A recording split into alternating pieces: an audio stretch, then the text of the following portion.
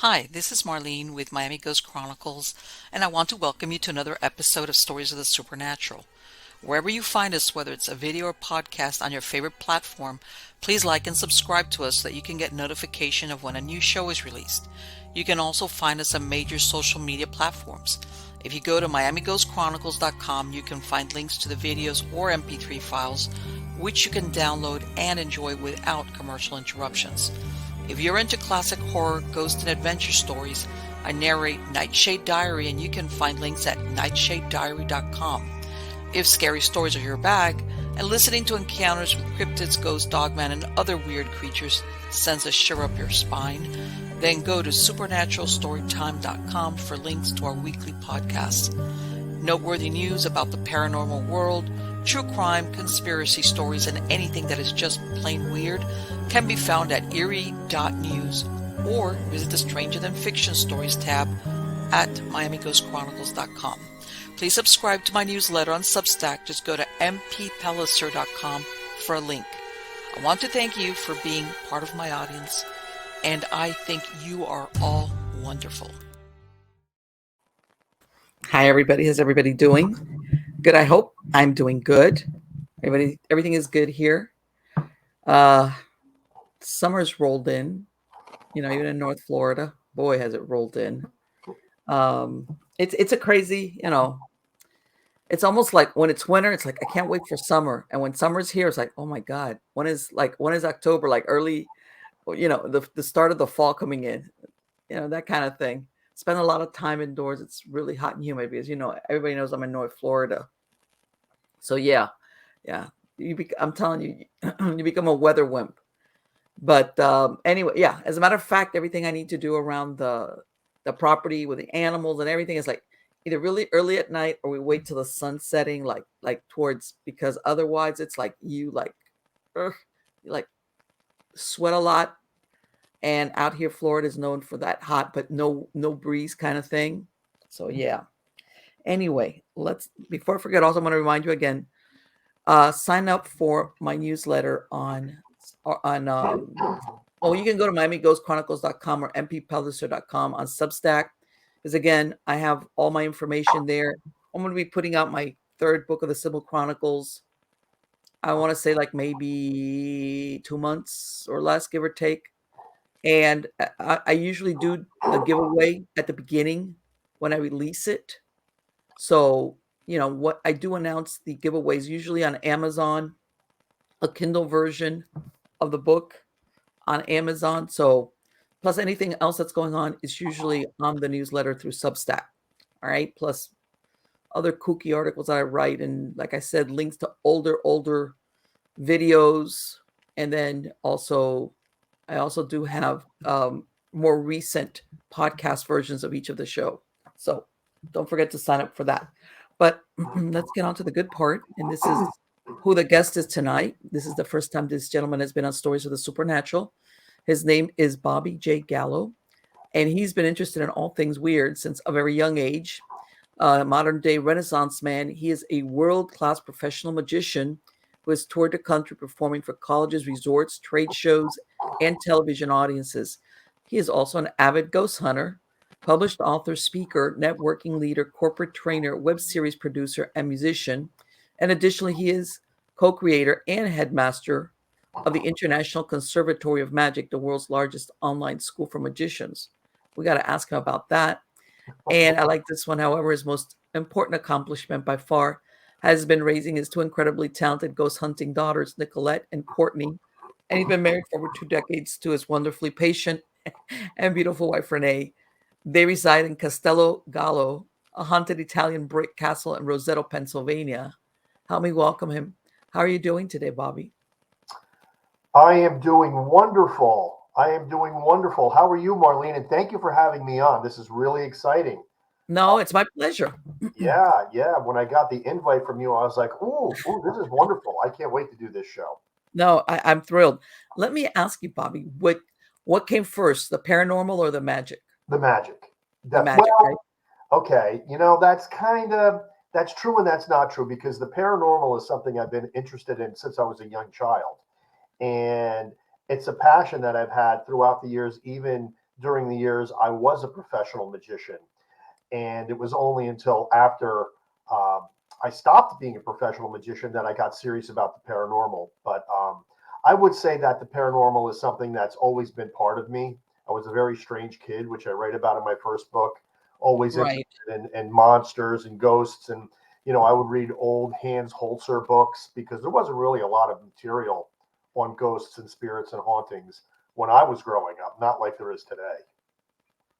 Okay, so in other words, and it's really funny because I've spoken to certain guests of a certain age, and they don't realize that it's not like you see today that there's all these shows Right. about, paranormal this and do that. And a while back, it was very limited. Hans Holzer, I think, had some That's right. books and sightings, and they were more like they weren't really investigations. They were more like docu history, retelling Yes. really old ghost stories, that kind of deal. Not like what you see today. And so you got into the magic. Right. And let me Yes. ask you, because I've also heard that sometimes people that do magic, as in what we're talking about, Mhm. kind of are very skeptical about the paranormal because they're thinking, you know what? It's just somebody that's really good at Yes. what it's not for real. It's just a really good sleight of hand. How's that? In fact, that's a wonderful Wait, hold on. observation. I think I Um, lost you here. Why does this always happen? Hold on. Let me see. sure. Am I gonna have to audio? Wait, you know Am I what? here? Can you hear me? 2 seconds, because I think I know what it is. Let me see. Okay, say something for me, Bobby. Let me Hello. switch out. Okay, no, Are wait, give me 2 seconds. Guys, sure. technical difficulties. Hold on. Every once in a while, I've noticed that with headsets that are either, yeah, here we go.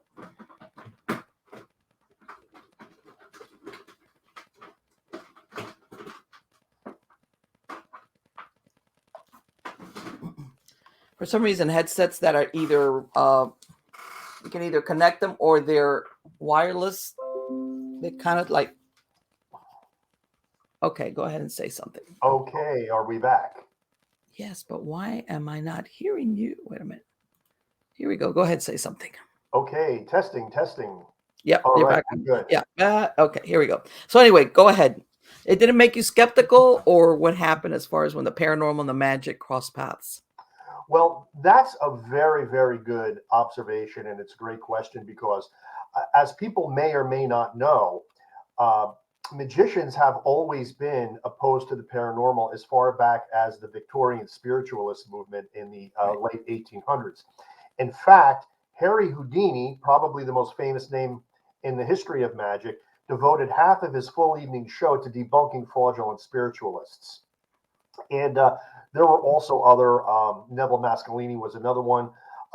There were a lot of magicians who debunked the paranormal. In recent times, I guess it would be like James Randi. He was a magician who was debunking the paranormal. Right. Yes.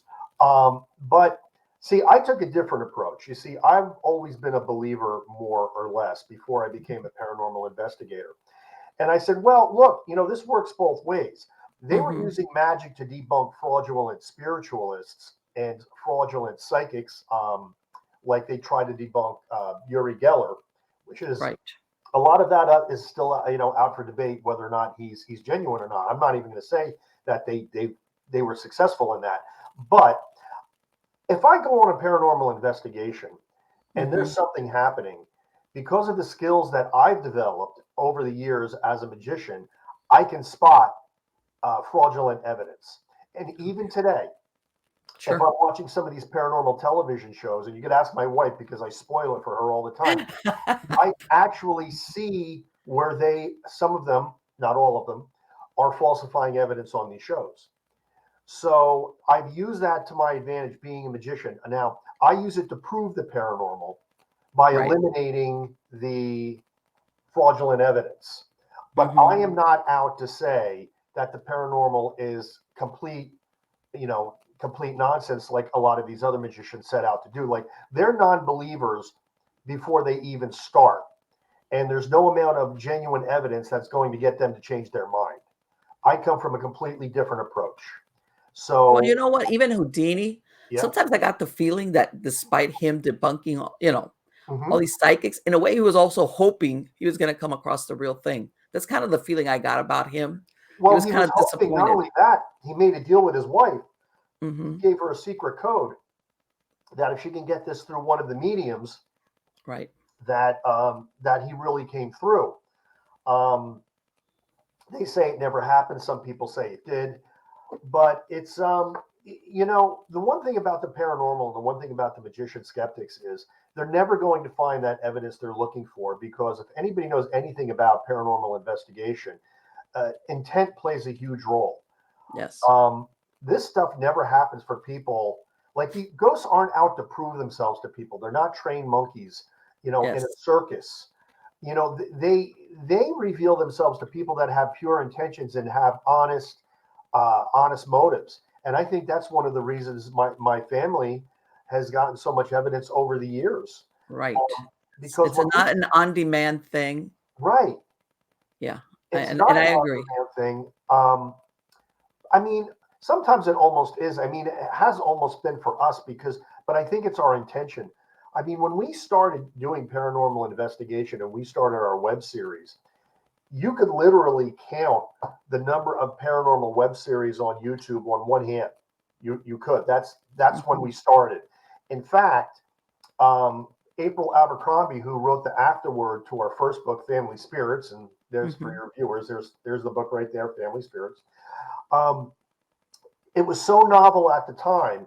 She was like, "Wow, this is like having a fourth ghost show, ghost hunting show to watch outside of Ghost Hunters, Ghost Adventures, and Paranormal State. Those three Right, I remember those, yes. back then, and this was about 2011. Yes. And so when we started doing our web series, it was really novel. People weren't doing it back then, Mhm. and that's how we started. But we started with the intention of getting real evidence that would the whole sensationalism thing never really occurred to us. That's all you see anymore today. People really Right. getting sensational just to get clicks and subs and views on their Yeah. video platforms. And I'm sure, Bobby, you found that you could go to some place and not every time are you going to get something conveniently to happen for the camera. Sometimes there's nothing there, and sometimes there is. It's not like you said, a trained monkey where Right. it's going to perform so that you produce something for your audience. And I'm sure that maybe that's when maybe you've seen things where you're like, you know what? That's somebody that's a human agency. There's nothing supernatural what just happened. But they gotta hang on to their ratings, and I think sometimes that's where the problem lies between real paranormal investigations and some of these series. I They gotta totally agree. produce. I mean, I totally agree. And I say to myself all the time, are they really not getting any evidence that they have to do what they do? Because Right. this is, I'll tell you, when we go out on an investigation, we always think we didn't get anything. In fact, you'll see it in Yes. a lot of our episodes. I'm saying to the camera, we didn't get anything. We didn't get anything. Then I go home and I do evidence review, and we got this, and we got this, and we got this, and we got this. It always seems to come after the fact, like it's happening, but you're so in the moment sometimes you don't really notice it. And I say to myself, even on these shows, are they not capturing anything? And then I say to myself, maybe they really aren't, because it goes back to the intention thing, that maybe Mhm. these spirits just aren't revealing themselves, because here you have this whole big camera crew coming in, Sure. and you have all of these producers, and you have multiple takes and shots and things like that. And if these spirits are disembodied people like we think they are, they're not stupid. They see what's going on. Right. And so, we come in, we're family, mother, father, two daughters. I was going to say two kids, but they're not kids anymore. They were at one time. And we have one camera, and we have honest intentions. And Right. so many times we ask for them to manifest, we ask for some kind of communication, and we get it. I mean, and by asking, we have gotten some mind blowing evidence that's really shocked a lot of people. Right. But absolutely, I agree with you that when you get all these people, and that's another thing people don't realize when they see the show, there's a whole bunch of people that you don't see in front of the camera. That's right. They're there, you just That's don't right. see them. In the production or moving stuff around. That it contaminates. Obviously, you don't hear it in the sound, but as far as investigating, I agree with you 100%. It's like if there's anything there, it's like we're getting out of here. There's too many people running around. Right. Right. We're gonna go into that little attic where they're not gonna go all the way up there, and we'll hang out there until they're Yeah. all gone. And I tell people all the time, and yeah, I'm like everybody else. I'd like my web series to be successful, but the bottom line is, I take our handle is real, real family, real life, real ghosts. And if they want to see real paranormal evidence, watch our web series because they'll see the real stuff. Yeah. But we've been doing it for so long, we have so many episodes now. Some are better than others because we put the full scope out there. Again, some of them aren't that sensationalized. Some of them are actually pretty dull. There's always usually at least one thing, but I would say, but some will blow your mind. And Right. we've gained some kind of a following over the years. We're actually more popular in Europe than we are in the United States. We're Isn't actually that funny sometimes how that happens with the it's crazy. audiences? Crazy. We're really actually like Family Spirits. My first book was a request from our fan base to write a behind the scenes on the web series, Uh-huh. and to this day it sold more copies in the UK than the United States. Yes. And I'll tell you, even as far as the podcast for the show is very, very popular in English speaking Australia, the UK.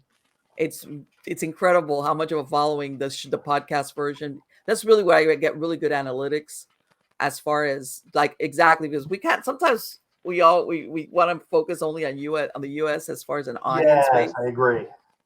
and that's not always the case. Let me ask you, how's this? Did you ever have a paranormal experience? The watershed moment where you said, "Wow, this for real. This is like even it's not even that you capture evidence or not, that inside of you, God, this is real." Did that Yep. ever happen to you? Yeah, it did. In fact, as I said, I've always believed, more or less my entire life. But Okay. it was just before we started ghost hunting that I did have an experience. And believe it or not, it wasn't on a paranormal investigation. It was through a psychic medium. Really? And yeah. And it was so profound that it rocked my world, to use a Okay. cliche. I was, my father had passed away in 1983 from pancreatic cancer. And, you know, I was having for years and years and years, almost a decade, I would have these nightmares of him as he looked just before he passed. Because Okay. it was a very slow death, unfortunately, and he was very emaciated. And I kept having these dreams that he looked like that, but he was still alive, walking around in that cancerous, emaciated state. It was very, very disturbing, to the point where my mother at the time said, you might want to go for counseling about this. Right. And I thought, okay, that might be a good idea. So I was living down south at the time. We were living in South Carolina, Fort Mill, South Carolina. And one day, my sister-in-law, my brother's wife, called me and she said, "Bobby," she goes, "I have to tell you something." I said, "What?" Her name was Jill. I said, "What? What do you want to tell me?" She goes, I had a reading with a psychic." I said, "Oh, well, that's interesting." I said, "What happened with the psychic?" She goes, "Right in the middle of the reading, the psychic stops and says, 'Wait a minute, somebody's coming through. Do you know a Vince?'" My sister-in-law goes, "Yeah, that's my father-in-law. He passed away in 1983." Said, "Yeah, he needs to get a message to somebody called Bobby. Do you know a Ooh, Bobby?" This is 5 states away. okay. And there we go. Sorry, my screen blanked out for a minute. I think that was a sign right there. There you That go. never happened. Okay. She goes, she needs to get a message to a Bobby. She goes, "That's my brother-in-law." She said, "Yes, tell Bobby that Vince says I don't look like that anymore. Tell him Oh, that I'm young again." wow. Yeah. And No one knew about this except my mom. I was the only person I confided in about these dreams, by the way. So my sister-in-law didn't even know anything about it. Uh-huh. She didn't even know what that meant. Okay. It was that moment where I couldn't speak. It was like, how would she know anything like No, that? no, there's no way. I Exactly. said, there's no way this could have happened unless this was real. There's Sure. no way. Exactly. It was something that was so personal that it's like, there's no Oh, way. No, nobody could even research this and know this. no, For no. example. It No. was, I was thunderstruck, and I was that way for weeks. And then I said, you know what? I need to know more. I need to know more. That was a catalyst for me. I Okay. need to find out what this is all about. I need to really see if there's an afterlife. But to me that was proof positive. In fact, that story was so, and I'm talking about it now. I didn't even write about it in my first book. I just wrote about the whole story in my second book, Okay. Family Spirits 2, because we wrote two books, and I wrote that because here's the thing: that psychic medium Uh-huh. that relayed that message, I finally tracked her down and got her to do an interview with me in the second book. Oh, wow. Yeah, and her story is unbelievable. And she actually does work with police departments for murder investigations and things of that nature. She's the real deal. Her name Let me is ask you, I yeah, have to ask you, did the dream stop? they did. They Ah, did. okay. They did indeed. Okay. I should have mentioned that. They stopped after that. Wow. And Okay. when I told Sylvia, I said, Sylvia, she goes, I don't do interviews. I said, no, Sylvia, you have to. And I told her the story because she was just a messenger. She didn't even know what was behind. She didn't know Right. the backstory behind her revelation. When Okay. I told her that, this was her response. Wow. She couldn't believe it herself. I said, Okay. Sylvia, you changed my life. I said, you have to do an interview. And she did. She did an interview with me. And that wasn't the last time I have had experiences with my father. Actually, 2 years ago, I had a near-death experience because I had my gallbladder out, and they Okay. missed a rogue stone, and it was blocking my bile duct, and I was going into septic shock because my bilirubin was backing up in my system, and I was Okay. laying on the hospital bed, and my father appeared in front of me in the hospital room, and he asked me if I was ready to go. And you must have, oh, No, you know what it was weird about it? And I talked to this about Sylvia Rossi, and she says it's kind of natural. I wasn't surprised to see him. I was okay. very lethargic because I was really tired, because that's what happens when your system is poisoning itself. You almost just want to go to Uh-huh. sleep, and then you don't wake up. And I remember seeing him. I wasn't surprised, and I just looked at him and I said, Dad, I said, I can't go yet. My kids still need me.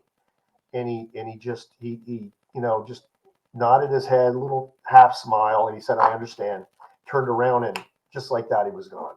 There you go. It was just crazy. And I wrote about that in my second book too. But yeah, Okay. I mean, well, there's the long answers to your questions. Right, right. No, no, because it and sometimes things like that happen. Yeah, I say the most convincing stuff I think happens exactly as you described it. Not when you're on a ghost hunt or no, looking for it. How's that? right. That something comes across unexpectedly, and there's no way. Nobody could produce this. This wasn't like you said somebody looked up or knew about it and gave me the answer. That kind of deal. No, no, and Yeah. it's just amazing. Um, exactly. But those are the most powerful things. I mean, we've got some great stuff on our investigations. I mean, things that we have a couple pieces of evidence. I would say maybe 10. Over our decade-long series of investigations that are undeniable. Okay. There's no way they can be anything but paranormal activity. Okay. One is an EVP, believe it or not, but it was caught in such a way. Again, this was caught by accident. Okay. My wife and I were leaving an old cemetery that I stumbled upon. No one has ever investigated. It turns out to this day the most haunted location we've ever investigated. It's called Old Unity Cemetery, Fort Mill, South Carolina, Revolutionary War era. Mm-hmm. only about a half an acre total. But we were testing a new piece of equipment. We weren't getting any activity at all. And I Okay. had my EVP recorder running. So we said, okay, it's a wrap. Let's just go home. So I forgot to turn my EVP recorder off, and I Okay. had it in my pocket. And when I got home, I realized I didn't turn it off. And I looked and I said, oh, I can't believe I didn't do that. Okay, let me download the file, put it in Audacity. Let's review this Mm-hmm. thing. I'm reviewing it and I'm laughing as my wife and I are trying to get out of the cemetery because the sun had gone down and we're trying not to trip over footstones. And my wife is very Mm-hmm. superstitious. She wants to walk in between the graves and not, over them. Right. And all of a sudden, a third voice comes in out of nowhere. It's a female voice, and it says two complete sentences. It says, come back. And then 5 seconds later, don't leave now. Oh. And I sat there at the computer. I was speechless. I said, Okay. Renee, you got to come up here right now and listen to this. And to this day, people listen to that and they say, that is the EVP every paranormal researcher wishes they could get. Because first of all, it's relevant. We're leaving the Mm-hmm. cemetery and something's telling us Sure. not to leave. It's clearly a female voice. It's saying two complete sentences so clearly you can hear the enunciation of the words, but very wispy and ethereal. It's very haunting. People that listen to it can't sleep for a week. But that to me is undeniable. There's I just take it you no went back to that cemetery, right? many times. We found out that the spirit's name we believe is Nancy. We've located her grave, and she's done a lot of things for us when we've asked her to do them Really? while we were there. Very active. Um, that's one. The other one was a full body apparition that my daughter Nikki G caught. We were in a small privately owned cemetery, also in Fort Mill, South Carolina, but it was on private plantation. So nobody Mm-hmm. could investigate it, but it had this incredible reputation. So I went to the plantation house and knocked on the door. Elegant woman answers the door, and I told her who I was, and I said, my family's over there in the car. I told her, could we have permission to investigate tonight your burial plot? We promised to be respectful. We won't touch anything. She goes, sure, absolutely. And she proceeded to tell me her family history and that the man that said to haunt it is a Revolutionary War hero called Thomas Sprott. So anyway, my wife is using the dowsing rods and she's getting some really good communication. And my daughter, Nikki G, she's using an infrared camera and she's taking shots. All of a sudden, I ask, would you mind posing for a picture? And through the dowsing rods, the entity said yes. Okay, I said, Nikki, start taking pictures. Well, lo and behold, as she's taking pictures, something starts manifesting that we can't see, but she can see through the infrared viewfinder. I'm going to actually show your audience what she Okay, saw yes. because it started out as an ectoplasm cloud in front of my wife. And then you could actually see it sucking the energy out of her EVP recorder, we suspect, to get enough energy to form into a full body apparition. Okay. And here we go. So first I'm going to show you, this is where nothing happened. That's nothing right there. Wait a minute. Let me see if I can get you Sure. a bigger picture. Oh, come on. This is from my book, Family Spirits, the first edition. This is the first one, right? Yes. Okay, let's see if we can. That's not too bad. Hold on. Oh, there you go. Okay. That's nice. So there's nothing here. Nothing's happening here. Right. This is the next shot. Wow. Oh, wait till you see the last one. Now, if you look closely, I'm going to get this still, and look at the EVP recorder my wife is holding. You'll see a stream of energy coming out of it. Yes, I can see that. You see I that? can see that. Yep. Now, my daughter's going, Dad, you got to see what's happening. And I'm trying to be Mr. Professional saying, no, honey, we'll do evidence review later. She's like, no, you got to see this right now. This is what it turned into. Are you ready for this one? Let's see it. What? Oh, That's my God. back on the left, which is my better side. Uh-huh. Right next to me is the full body apparition. That's incredible. Now, in the foreground, you can see my wife. Yes. Uh-huh. This right here. I can't, get right there. Yeah, no, that's And you can see the head, the cloak. yeah, I was gonna say it looks like sometimes that's exactly what I was thinking. That looks like either a cloak or something or Yeah. Look, it could be a 1700s era cloak. yes. Yes. And I've had that picture examined by many people. Everybody says one of the most impressive full body apparitions they've ever seen. And And did you ever find out anything about was that the soldier you think that mhm, the owner was telling you about? yes, Thomas Sprott. Yes, he was Okay. actually he was a pretty prominent figure in the Revolutionary War. He allied with the Catawba Indians to stop Lord Cornwallis's march toward Charlotte. And Okay. in return, he helped the Catawba defend themselves against the Shawnee because there was a very bitter battle between the Catawba and the Shawnee.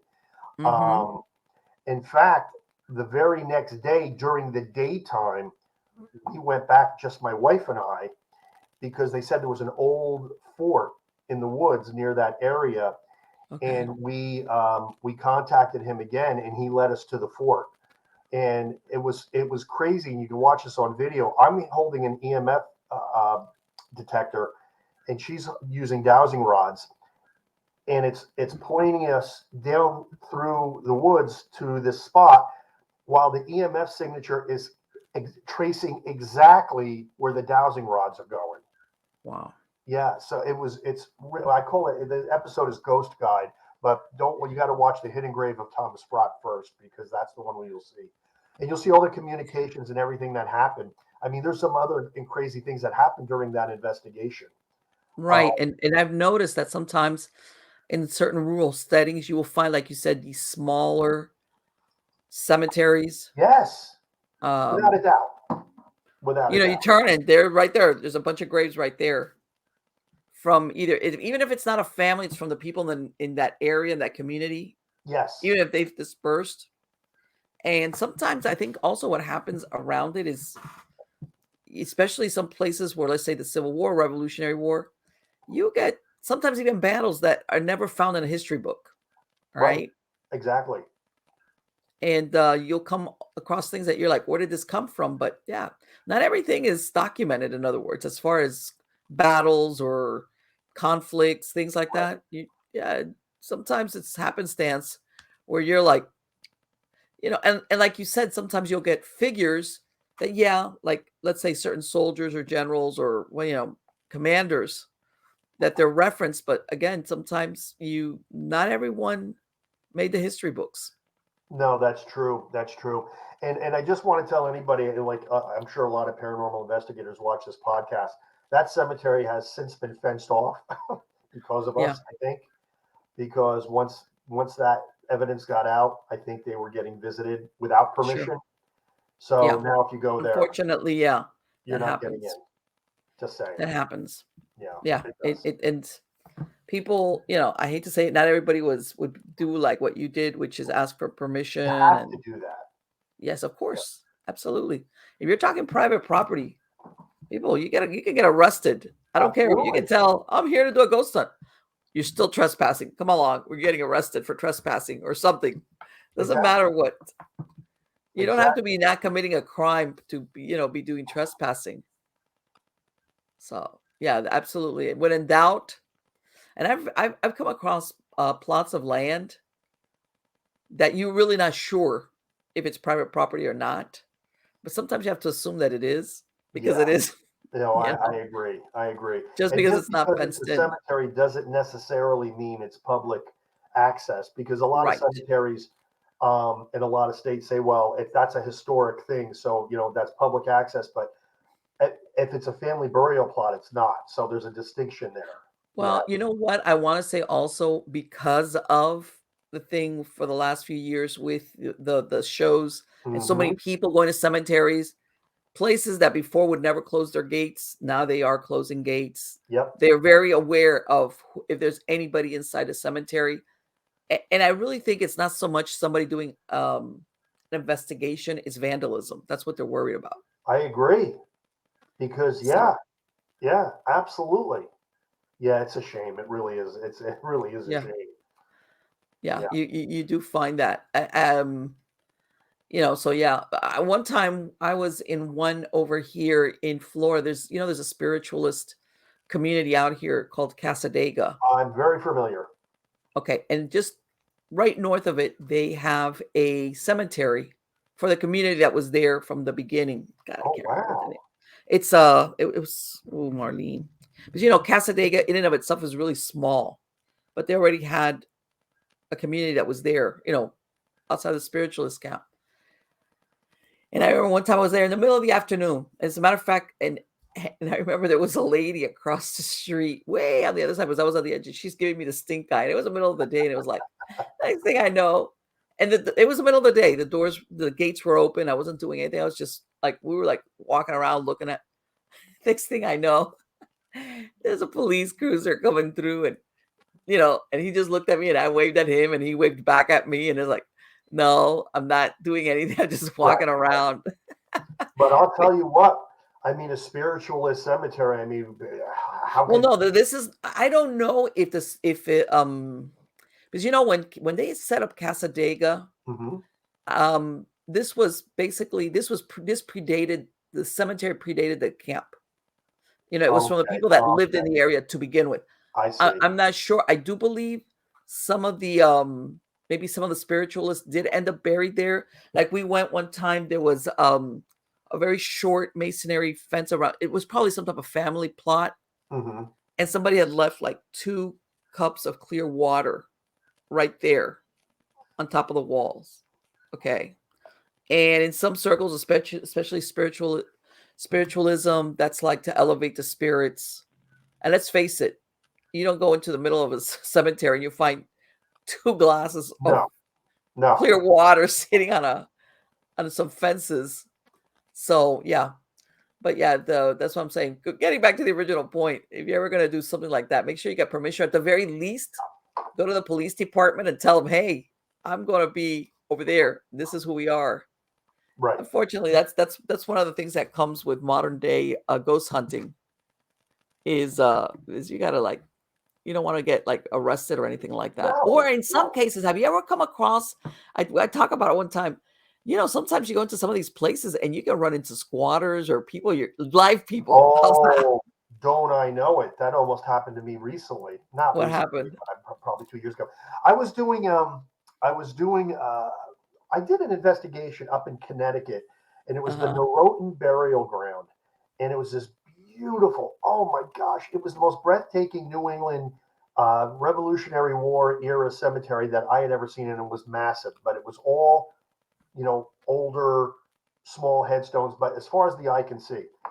And I did an investigation alone because I was up there on business.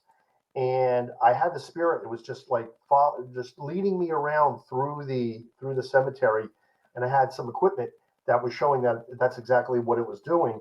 And I never really got a good sense of what it was trying to communicate with me. So I went back like 2 years later because I was up there again, and they had had this huge storm, and the trees were toppled, and a lot of the stones were smashed, and some of the trees uprooted the graves. I mean, it was horrible. It was just horrible, Okay. horrible scene.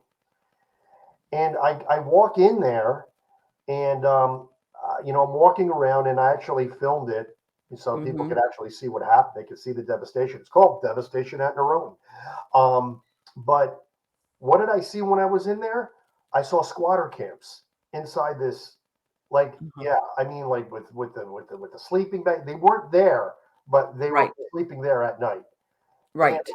and it was odd because it was just right outside of Stamford, Connecticut, and Okay. I didn't really think that that area would have Right. doing that, but they did apparently. Um, but I got out of there because you don't want to run into those. You don't No, no. People don't realize right. some of these. People in a state Sometimes of you'll get people who desperation are very when you're secretive or they're very how's this territorial? How's that? right.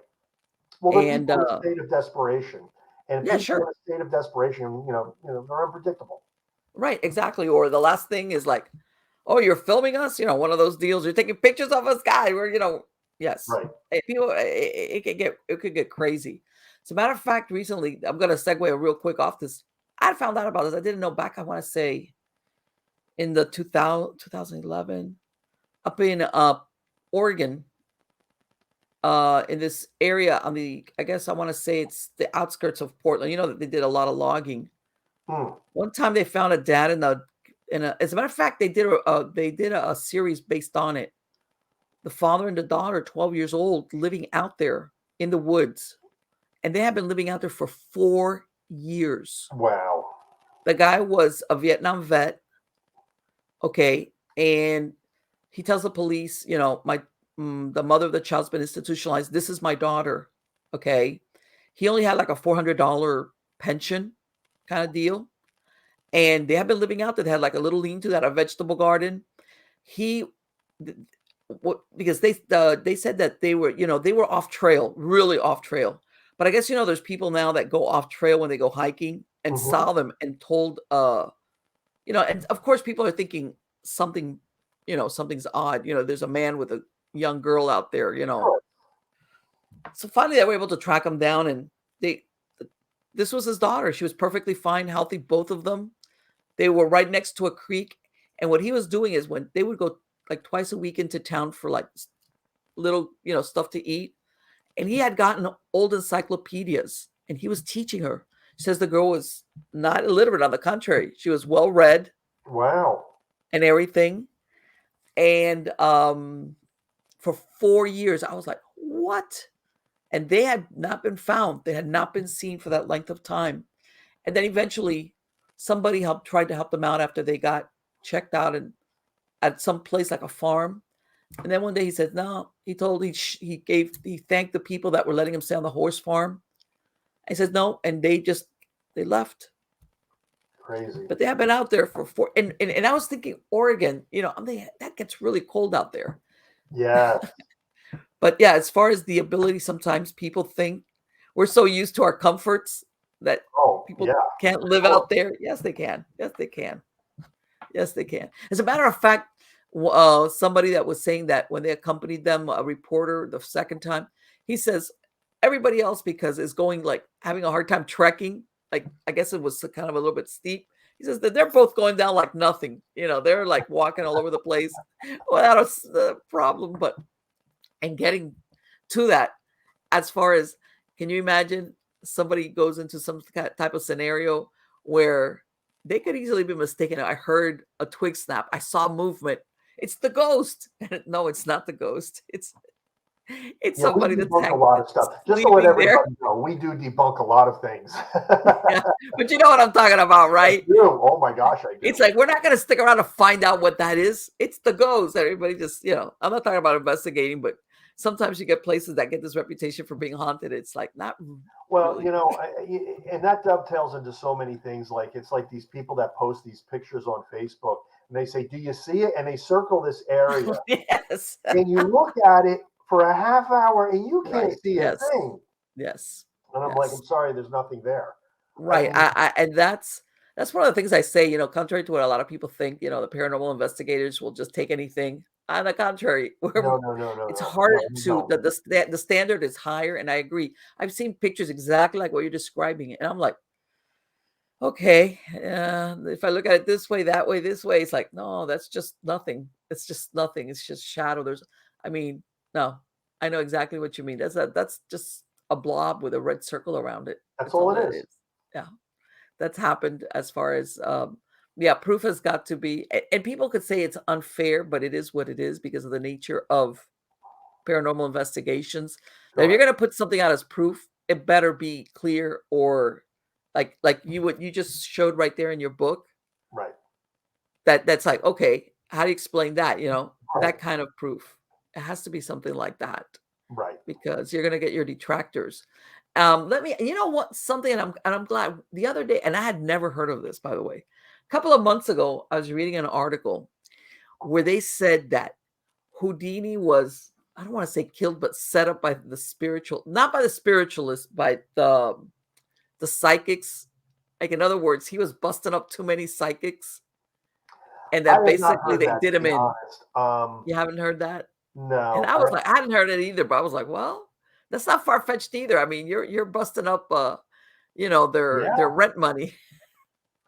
Well, and to be fair, I think a lot of spirituals were getting a bad rap because Yeah, knowing what I know about psychics and knowing the genuine yeah, psychics that I know, then it only stands to reason that there were genuine ones back then too. sure. There And was. they were lumping everybody into this one basket that says what you're doing is BS. And Mhm. we are going to show magic tricks that duplicate what you do during a Right, seance. And we're going to say that because we can duplicate it, that means what you're doing is false. And they do that today with paranormal evidence. A lot of these skeptics will duplicate evidence because, like that full body apparition that I just showed you, that could right. be duplicated with Photoshop. Mhm. Um, somebody could somebody good at Photoshop could probably duplicate that, but that doesn't mean that that picture is false. That Exactly. picture is genuine, even though you were able to duplicate it.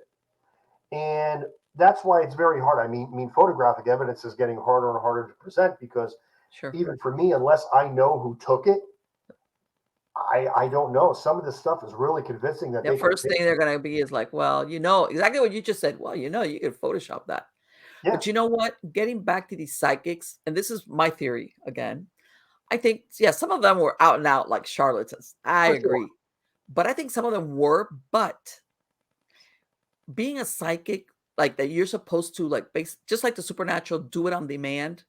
I think that the psychic ability, especially manifestation of ghost or that you're gonna Hmm. they couldn't always do that, produce it. But when you're paying your bills, you have better and you had a paying customer. What are you gonna tell them? Hey, today I'm not feeling it. I'm not feeling good, or I'm tired, or I'm not Yeah, psychic today that much. People paid and they wanted to see, something. And yeah, I and think that's that's where a lot of them fell into the producing yeah, some of the things that they did, because they were like and back then it was like you would see these things with the tambourines flying around, and they had to produce the ectoplasm and things like that. It was like kind of like a show kind of well, it's deal. it's funny because there's a medium that I know, and I was actually on her show as well. Her Mhm. name is Dr. Christina Rawls, and she's got a real doctorate, and she very intelligent woman, and she's a trance medium, and Okay. that all happens in that arena of trance mediumship. Mhm. And she's seen ectoplasm, and she's seen transfigurations. It's happened to her, and she's gotten video of it. I mean, she's pretty incredible. So it does happen, but there are different types of mediums that could do different types of things. Right. And so I don't rule it out because once Right. I know somebody that I trust and I know that they're doing it, I'm like, that makes me start to think, Right. that maybe there is something to this. So I can never discount anything. I mean, we are really working and ectoplasm, like, we get these ectoplasm clouds on film, and what you saw in the book wasn't the first time that we've gotten ectoplasm on film. And so it's like this stuff is coming from somewhere, and this stuff does exist because we're Sure. photographing it. You just can't see it with the naked eye. You can see it with IR. You just can't see it with the naked eye because the human spectrum of vision is very limited. If Exactly. one day we could have the eyes of an eagle, we would never look at the world the same again Oh, because they can, absolutely not. right? Or an owl, they could see things that we couldn't even dream. If we have the ears of a dog for one day, Yeah. it would be the same thing, or the nose of a dog. What we have as humans is intellect. That's where we shine. That's why we're the top of the food chain because of Yeah. what we have between our ears. Exactly. But all of our other senses are pretty much inferior to almost every other species on the planet. Yeah, I agree. I How, agree. how does a robin land on the ground and know where the earthworms are beneath the soil? Yeah. There's some kind of sense there that Yeah, tells them where they exactly. are that we can Wow, only right, right. Like, how do these birds that do migrations or other animals perfect, that they use the magnetic poles for perfect, migration, for routes? exactly, exactly. So these things exist. We just can't see them, which is why I always tell skeptics, just because you can't see something, how could you say your senses are so limited? You're so finite. I mean, even the colors we see is nothing compared to the color spectrum that actually exists. Of course, yeah. You know, That that's beyond, one time this is because I have chickens. And I said, I wonder, can chickens see colors? And I read, one of those things that you kind of look and you find out that birds in and of themselves, how much more color they can pick up. Let's say not red, they can see so many versions of, let's say, red, of the color red or any other color. and here's something where the paranormal dovetails with this whole thing that we're talking about. In NDEs, near death experiences, when people Hmm. go to the other side and come back, the first thing that most all of them say, other than the tunnel of light, Right. is that they were in a place where the colors were so vivid they couldn't believe it, and they saw colors they never saw before. Wow. They Yeah. say, and that's very common. So when you break out of this mortal coil and your spirit moves on, the evidence is you're going to be able to see these things that we only speculate on now. Right. Exactly. That you're limited to because just our makeup. It is what it is. Right. Let me ask you something, Bobby. Have you ever been to a place to do an investigation that you felt we got to leave? Yep. Yep. What Um, happened? and it's funny because our second investigation was one of our most frightening, believe it or not. And I think for most people, they never would have investigated again. Um, through an EMF detector, we were told in no uncertain terms to get out of the cemetery. Okay, you got Uh, that get out thing. we didn't hear anything, No, but I'm just kidding. But that's that yeah, yeah. Well, what happened is, prototypical. first of all, here's one thing. When we're investigating, we're all pretty intuitive. You can feel the energy of a place when you go into. You Yes, can almost know it's haunted before anything even happens because you feel it. yes, And we were in the cemetery and we felt it, and it was very oppressive. We all felt it. And once we got a communication going through our EMF detector, ping the needle once for yes, two for no. Um, the one, we were asking these questions, and finally I said, "Do you want us to leave?" And the thing almost jumped out of my hand. oh, And my youngest at the time got freaked out because she knew it. And we left. And that car ride was so quiet on the way home. And the second time, it was an episode that we released called The Gatekeeper. And it was the same thing, very oppressive. And my oldest, who is very empathic, was doing an obelisk session. And it okay. was referring to a friend of hers that just committed suicide. Oh, Yeah, it was wow. very very emotional. And again, it was they told us to get out of the cemetery, and it kept draining our equipment. Every time we would pull out a piece of equipment, the battery would drain because it wanted us to leave. Right. And it happened so many times that we ended up doing the video on our cell phones because our video camera was dead. I had done some post investigative research on that cemetery after that happened because I wanted to know why. It didn't look like it would have been a that kind of a cemetery, but I Right. found out through old newspaper clippings that there were voodoo rituals being done there. Oh man, you got ahead of me. You got ahead of me on Yep, that. yep, Okay. You found out later that whoop, yep, yep. And that's one of the things I tell people because, living in South Florida, I saw a lot of that. I'm Okay. sure. Yes, That and by the way, everybody thinks just of the voodoo or voodoo like cult or religions or whatever you want to call them, beliefs do that. But you'd be surprised. There's a lot of different subcategories of religions that have that kind of occultism that sure, do use stuff that you find in a cemetery, right. whether it's just dirt or but yes, people don't realize that a lot of times not only do they go in there to collect dirt or sometimes bones or just whatever, they leave a lot of stuff there, okay, as They far as do the well. Yeah, salvage. and that's what the newspaper article said that there were like dead chickens and things like that. I Yeah, honestly think that it wasn't an evil spirit that we were dealing with. I think it right. was guardian spirits Sure, at that cemetery that didn't want this to happen again. sure. And I mean, here you got these people coming in with all these electronic gadgets and everything. They're obviously Sure. not visiting a relative, so let's get them out of here. Based upon what we've already experienced. Yeah, that's one of the things that people don't realize that there's an attraction. 'Cause, again, let's go back to the thing of the paranormal shows because it became, like let's go to the cemetery, and you would think, well, okay, even once upon a time, cemeteries were like parks. People would stroll through them. Once upon a Right. time, that's why the older ones.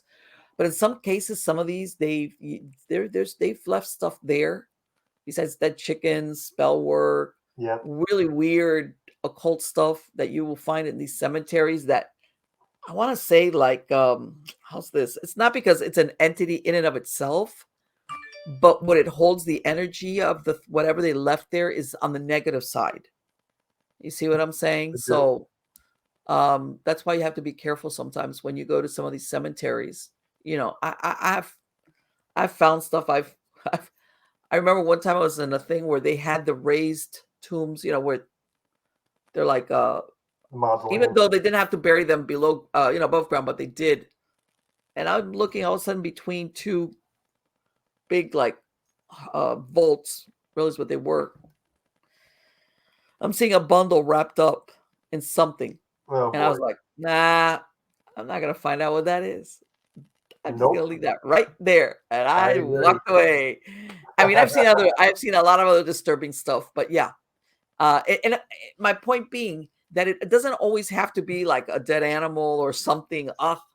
It could just be a handkerchief or something tied up, left I there. experienced a haunted teddy bear. Really? I Yeah. did, What and I happened didn't with touch it.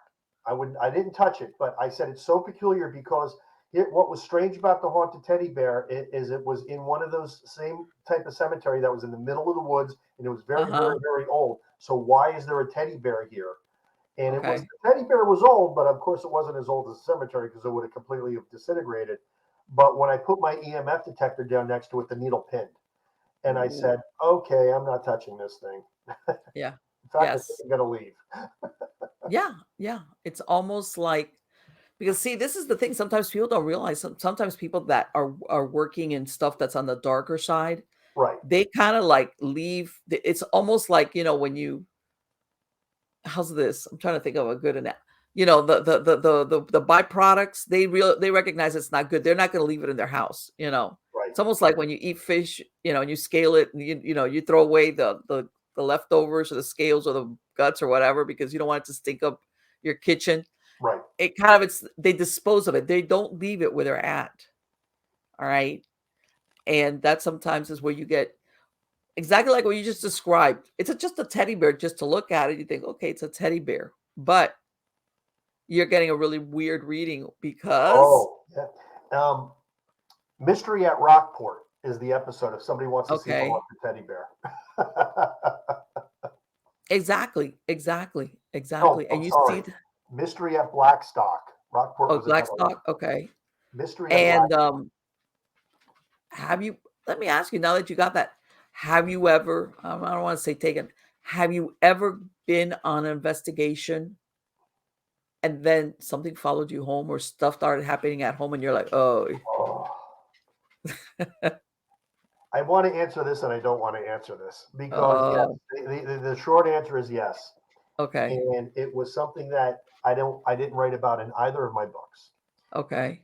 It required some outside help Really? to alleviate, and it stopped us investigating for a few years. That bad? That bad. That speaks volumes right there. Yeah, and it was it was pretty bad. It was at the height of the activity. Things were moving around in the house. We had the smell of sewage. It was the whole negative, like every textbook Negative. negative. And Eh, finally, I called. the cavalry?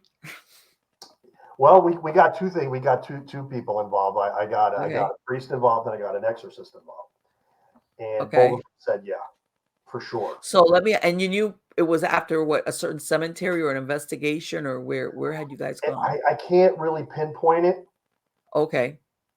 because it could have been.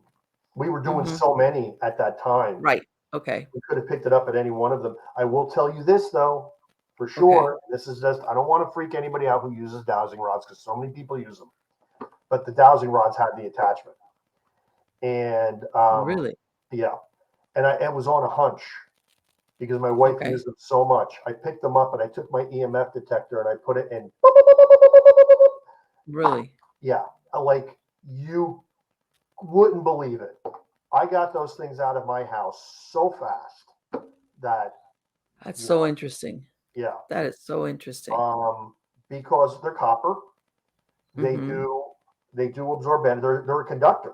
Yes, You know, they are. They copper are. is a conductor, conducts energy. We're Yes. talking electromagnetic energy here, and these are Hmm. copper dowsing rods, and something got Hmm. onto them and did not leave.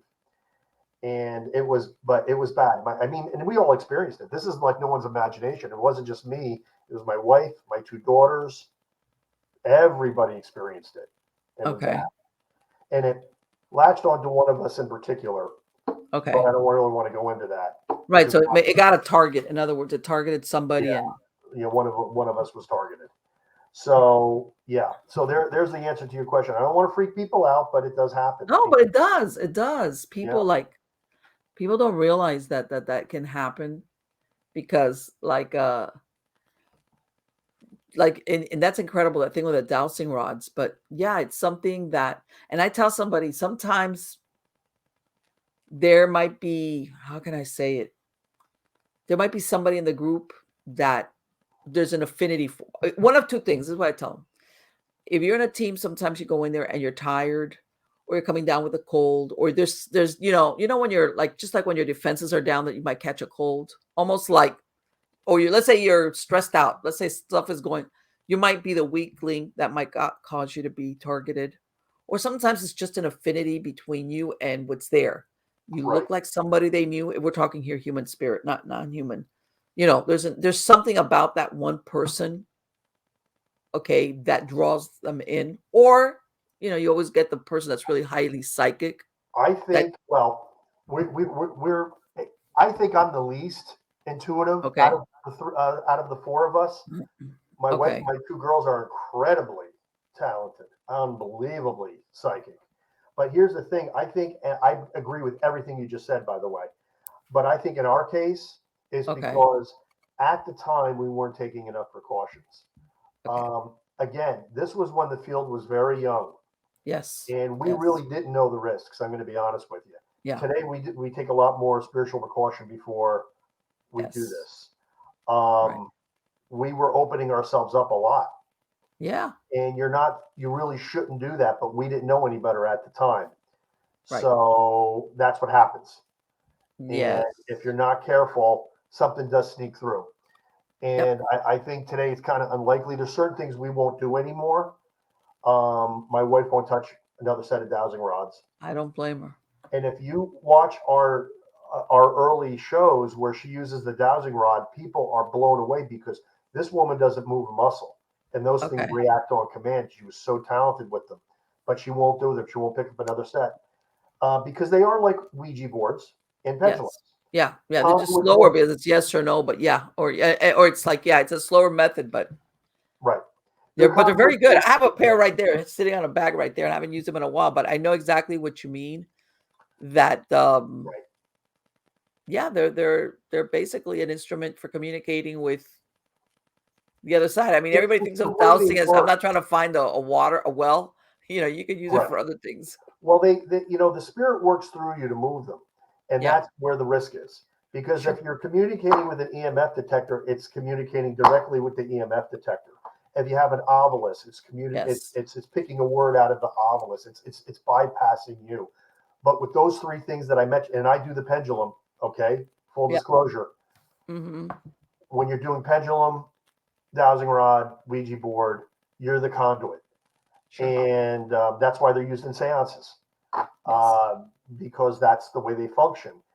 And that's also where there's a little bit of risk. I'm not telling people not to do it. I'm just Well, telling you that's what got us into trouble. Let's say. and also people don't realize that when when somebody's done darker practices, Right, sometimes, what they leave sometimes there is also discarnate spirits that they've used for something, right, but they bind them in such a way that they can not leave the cemetery. In other words, they use them, but they don't want this spirit to go back to the originator. So what happens is that they hitchhike. They can't leave on their own. If somebody puts some type of how can I say, a barrier for Right. them to leave, but they'll hitchhike like on a living person, like or I agree. or on something like you said is the dowsing rod. Yeah, Sometimes that's the dowsing when rod sometimes. people you know how people leave like little things sometimes in the graves and stuff. Yep. There's people that will take them. Oh, I'm gonna take Don't this little ever take anything statue. home. No. Cardinal rules of investigations, folks. Yes. Whoever's listening to this, do not take anything home from an Yeah. investigation. The only things you get to take home is your evidence and your experience. And that's it. That's it. And that's it. By the way, And it there's doesn't the even matter if it's an old that's the wow. haunted teddy bear. Look at that. Oh, and that's a very good question. What is that teddy bear doing there? If you saw the cemetery, you'd wonder that too, because this wasn't a modern cemetery by any stretch of the imagination. Right, exactly. Like Yeah, what would anybody be doing out there leaving it's a very good question. but yeah, they'll hitchhike. Like you're my ride out of this place. Right, You right, know. right. So there's a lot, sometimes there's more to the place than when you go to cemeteries, a lot of them they're nice and quiet. But yeah, absolutely, I agree with everything you said, Bobby. That you got to be careful and know what you're doing. How's that? Yeah. In fact, I'm so adamant about what I believe is that in Hmm. my second book, Family Spirits 2, I at the end of the book, I talk about everything. I talk about all Okay. this stuff because this book is a little bit different than the first book. First book is basically a compilation of all of our investigations up to that point. And Okay. it's a big book. It's almost 300 Yeah. pages. Yeah. I see that. And this book is I could never write this book again. But the second book I have an ordained exorcist, very good friend of mine who's going to be on the Travel Channel next month, Okay. the Legion of Exorcists, Reverend Sean Whittington. He's actually in this book, Oh my and he God. Yes. You know that Sean wrote the forward to one of my books. oh, we have something Yes. in common. I love him. We're Yes. very good Yes. friends. Yes. He's really, really good.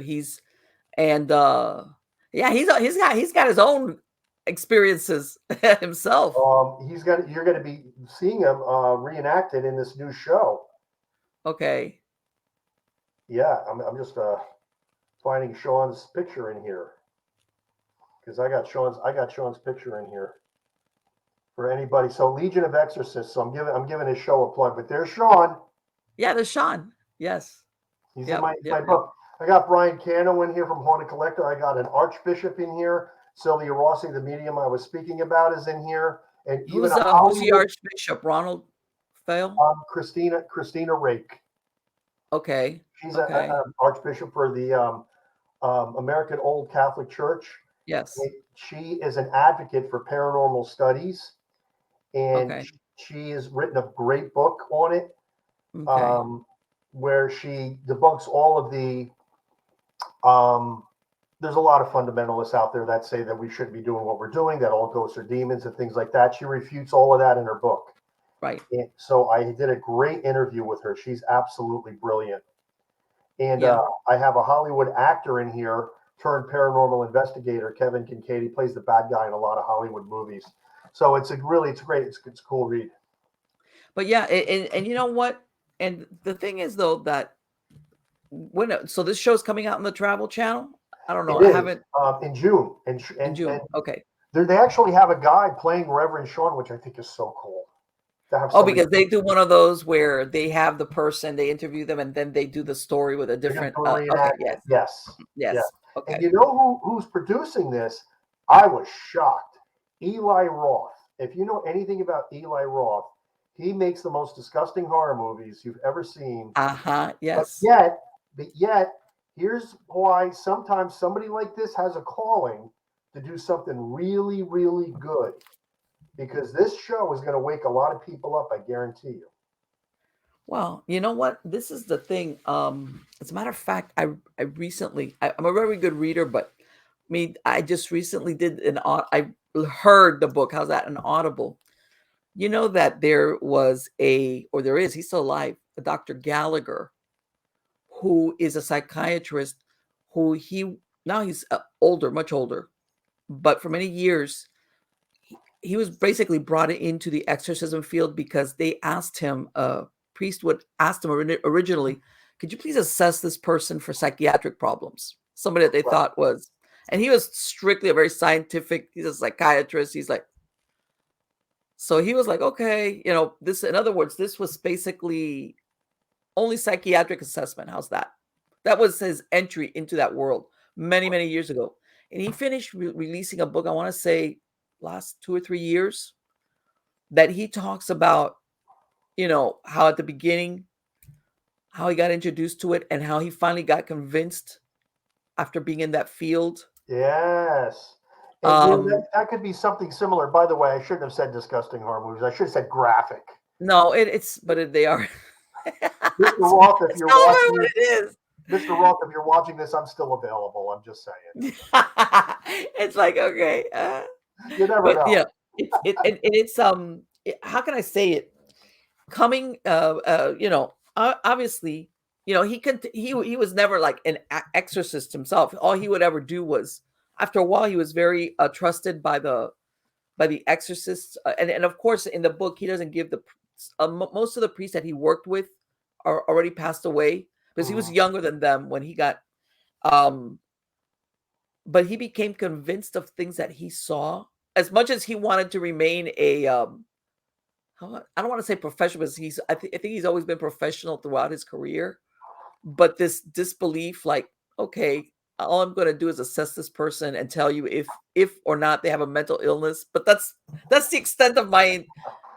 And then later on, he came across proof. It's amazing. A lot of people are now saying how many people that have been committed are in actuality possessed. Well, no, and you know what? He talks about that. It's really good. By the way, I recommend it. I want to say that Marlene, it's the demonic foe. Let me see. Hold on real quick. As a matter of fact, I still have it up here. I was like, as a matter of fact, it got to, and I'm no wimp. Let me tell you that I'm not, I mean, demonic foes. Okay, that's the title of the book. I'm no wimp, but it got to the point that I was like, sometimes it would be at night and I'm here at my desk working on something. And I said, I can't be listening to this at night before I go to bed because I'm not going to sleep. So I ended up just listening to it during the daytime. I whipped out. It was that. How can I tell you, when you listen to it, it's not sensational, but it's exactly what you were describing. And also by these group of people that deal with, how do you call it? The aftermath. Right. Of investigations gone wrong. Right. Oh, absolutely. That's a great, and something that I'm going to ask you, because you see these people doing the provocation or the confrontation, and it's like, I look at that, I'm like, oh my God. Yeah. I talk about that in both of my books. You do. Don't do it. Don't do it. Look, here's the bottom line. If ghosts are departed people the way we think they are, why wouldn't you show them respect? Would you talk that way to somebody if they're standing right in front of you? Well, why are you doing that? Why are you threatening people? Why are you provoking them? And we all know that in the reality world that we live in, there, no good comes of that. So why do you think any good is going to come of that to somebody who's passed on? In fact, I am 100% sure. If I'm sure of anything, it's that the evidence we got is because we were respectful. Sure. And we weren't trying to provoke. Yeah. Because these spirits they don't have anything to prove to you. And most of the time they are not interested in proving to you that they are there. They don't care about you. Right. Either. And sometimes they don't even recognize, some of those that are caught in that loop of reliving, that's the wrong word, but redoing whatever they were doing. They're not even conscious that you're there. I'm sure people that are very methodical and they've got this routine. Yep. And that they'll do it for years and years and years. And so I think, in truth, some people, even after they die, they get caught like a hamster wheel kind of thing. James von Prague once said that in his book. I believe it was his book called Ghosts. Where that he's actually seen ghosts of people sitting in the pews of church. Yes. Because here these people were so caught up in their routine that that was a great way to put it, during life, constantly going to church, that after death they're Yes. still going to church. Yes. Yes. Yes. That's why I think sometimes, contrary again, everybody thinks the investigations, it's, go at night. Yeah, it's sometimes for, if you're trying to avoid noise contamination, it's quieter. But sometimes if you get some type of supernatural agency, even we're not talking residual, but it's somebody like we described that they're doing you're going to get better evidence in the daytime because that's when they were doing whatever they were doing that they have to Well, do. the only advantage to going at night is that Right. it's easier to get photographic anomaly at night. Yeah. That's it. But you're absolutely right. Ghosts are just as prevalent in the daytime as they Yes. are at night. In fact, our experience is the most active times has actually dusk, not when it gets completely Yes. dark, Yes. Dusk. but I tell just everybody. when that sun is on the horizon and Mm-hmm. it's dark but not completely dark. That's when we get most of our activity. Yes. Yes. And sometimes you look at it even like um even I'll say this. I've been in places where it's sometimes a cemetery but rural, and exactly what you said, either early morning or dusk. And I always keep thinking of it as this is a time of day where people either were bringing in animals or the everything is changing. The land is Okay, changing. The daylights, the okay. animals are going away. Others are coming out. If there was a farm nearby or activity, this is the time of day where everybody's coming in, bringing in animals. There's like a surge of activity, and That's a sometimes great point. Yeah. and you will see that just sometimes just the vibrations that you get, the fabric of the land, as far as that's the time where things shifted around. You um know, it's such a good point because a lot of people say that the part of the throughout the night, the hour that gets the most activity is 3 in the morning. Well, what a lot of people don't realize is that I can't remember what it was called, but 3 o'clock in the morning, everybody used to wake up in olden times to put more wood in the fire, yes. and they couldn't sleep through the night. They Right. had to restoke the fireplace, and there are certain things they had to do in the middle of the night, and then they would Hmm. go back to sleep. So Yes. who knows? Of You course, know, of course. Yeah, that you have to put yourself back in those times. right? What were you doing? Also, one time I was interviewing this gentleman, and he ended up buying in St. Louis a very old house. It was over 100 years, and he said that at the beginning, very early in the morning, he would always have the smell of coffee. Like, but Oh, back then, when they would grind coffee, that it would waft all the way up the stairs. It was a very old Victorian style house. And he said that was very early. He says that wouldn't fail.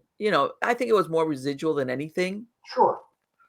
but he said it didn't fail. He says you would have that smell of coffee, being made from that would come from the kitchen, so strong. And of course, like it's not like nowadays. Back then, coffee was more, how can I smell? Smelly? How's that? Yeah, now You everybody know, has a Keurig cup. You can't smell anything. right? Yeah, exactly. So yeah, that and he says, and you only smelled it for a little bit right in the morning, first thing in the morning, and that's it. And you wouldn't smell it again until the next day. That's crazy. So, That's and it's crazy. all based on that. I'm gonna tell you that methodical thing that you get as far as what happens, and we could get into like, oh, what happens, how it gets imprinted into the fabric of the Yeah. place, whatever it is, um, good or bad. I've heard of people, let's say, sometimes buying houses. By the way, not necessarily old houses, just a house, and it looks all pretty and painted. And they've ended up using a room that they didn't know at one point was the sick room for somebody there, you know. And Hmm. people don't realize sometimes there's people that go home and they're very sick and they're very ill, and they started using this bedroom, and then they start having weird symptoms that they can't understand why. Well, yeah. Wow. And it's not a haunting. How's that? It's not that they're being haunted. There's no ghost But or there's an anything energy there. there. It's that this person sometimes, there's people sometimes that are ill, sometimes for months, years, sometimes even, Yeah.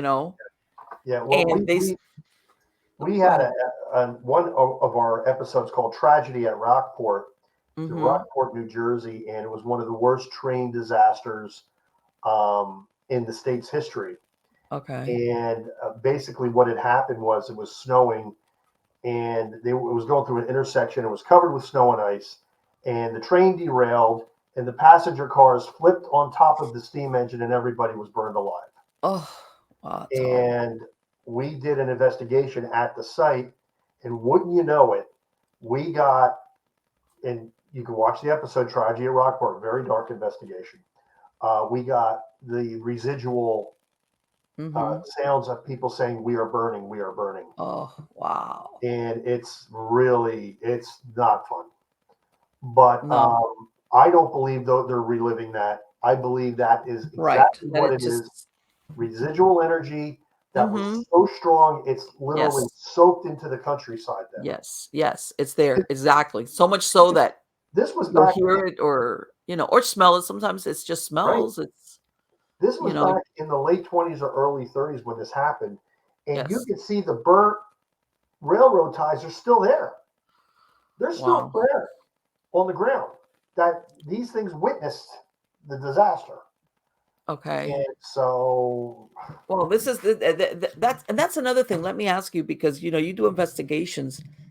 And sometimes things are just that. They're just impressions or residual. It doesn't always necessarily have to be an intelligent haunting. right. And sometimes people think that, especially I want to say that if it's very timed, whether it's the anniversary or like that, I said like certain time of day or it's always the same exact thing. How's that?